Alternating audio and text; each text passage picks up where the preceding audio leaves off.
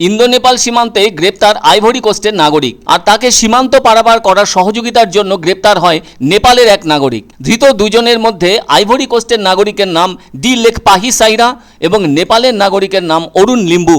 জানা গেছে মঙ্গলবার রাতে অবৈধভাবে নকশালবাড়ির কটিয়াজোতে মেচি নদী দিয়ে নেপাল থেকে ভারতে ঢোকার চেষ্টা করছিল ধৃতরা। ওই অবৈধ অনুপ্রবেশের ঘটনাটি সীমান্ত রক্ষীর দায়িত্বে থাকা এসএসবির জওয়ানদের নজরে পড়তেই তাদের দুজনকে আটক করে জিজ্ঞাসাবাদ করতে থাকেন তারা। এতে তাদের দুজনের কথায় অসঙ্গতি ধরা পড়ে। শেষটায় ধৃত দুজনকেই নকশালবাড়ি পুলিশের হাতে তুলে দেন এসএসবির জওয়ানরা। ফলে নকশালবাড়ি থানার পুলিশ তাদেরকে গ্রেপ্তার করে থানায় নিয়ে যায়। আর বুধবার শিলিগুড়ি মহকুমা আদালতে তোলা হয় ধৃতদের। রিমান্ডে নিয়ে তদন্ত করতে চায় পুলিশ। সেজন্য আদালতের কাছে আবেদন জানানোয় আদালত তাদের জেল হেফাজতের নির্দেশ দিয়েছে বলে জানা গেছে। এদিকে পুলিশ সূত্রে জানা গেছে ধৃত আইভরি কোস্টের নাগরিক ডি লেকপাহি সাইরা ফুটবল খেলতে 3 বছরেরও বেশি সময় ধরে নেপালে ছিল। বলা যায় রাতের অন্ধকারে অবৈধভাবে নেপাল থেকে ভারতে প্রবেশ করতে গিয়ে এসএসবির জওয়ানদের হাতে ধরা পড়ে যায় দুই রাষ্ট্রের দুই নাগরিক, যা নিয়ে চাঞ্চল্য ছড়িয়েছে শিলিগুড়িতে। মঙ্গলবার রাতে এসএসবির 41 নম্বর ব্যাটালিয়নের জওয়ানরা তাদের নজরদারি চালানোর সময় এদের দুজনকে আটক করে। তবে সমগ্র ঘটনার তদন্তে নেমেছে নকশালবাড়ি থানার পুলিশ। এ ব্যাপারে দার্জিলিং জেলা পুলিশ সুপার জানিয়েছেন, দুজনকে তো গ্রেপ্তার করা হয়েছে, এখন তারা কি উদ্দেশ্যে ভারতে ঢুকেছিল সেটা খতিয়ে দেখা হচ্ছে। আবার পুলিশ সূত্রে জানা গেছে নকশালবাড়ির মদনজোত বর্ডার আউটপোস্ট এলাকায় গত রাতে টহলদারি চালাচ্ছিলেন এসএসবির জওয়ানরা, আর ওই সময় এদের দুজনকে ওই জওয়ানরা আটক করেছিলেন। ধৃত অরুণ লিম্বু নেপালের ঝাপা জেলার বাসিন্দা, আর ধৃত অন্যজন ডি লেকপাহি সাইরার বাড়ি আইভরি কোস্টে।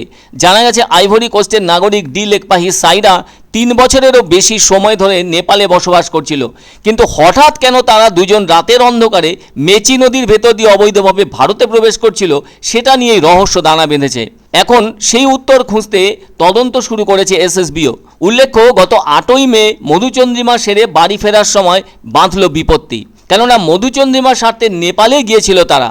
ফলে নেপাল থেকে অবৈধভাবে ভারতে প্রবেশের চেষ্টা করতে গিয়েই ইন্দো নেপাল সীমান্তে বিদেশি পাত্রসহ মোট 4 জনকে আটক করেছিলেন এসএসবির জওয়ানরা। জানা গেছে পাত্রী তো ভারতীয়, তার নাম নিমা পৌড়েল, বাড়ি কালচিনিতে, আর বিদেশি পাত্র নাইনা কালা পৌড়েলের বাড়ি আমেরিকায়, তার বয়স 40 বছর।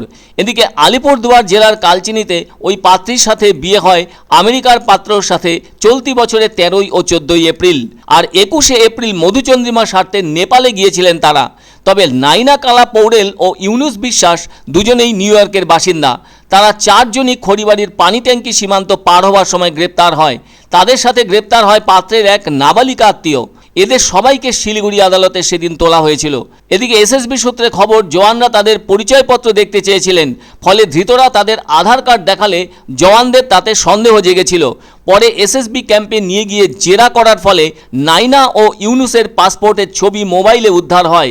জেরায় তারা জানিয়েছিলেন হেমিল্টনগঞ্জের এক দোকান থেকে একজন 10,000 টাকায় অবৈধ আধার কার্ডগুলি তৈরি করে দিয়েছিল। 19 মার্চ তারা ভারতে এসেছিল। 21 মার্চ বাগডোগরা বিমানবন্দর থেকে সড়ক পথে কালচিনি গিয়েছিল তারা। তবে 2 মার্কিন নাগরিকের ভারতে আসার ভিসা ছিল।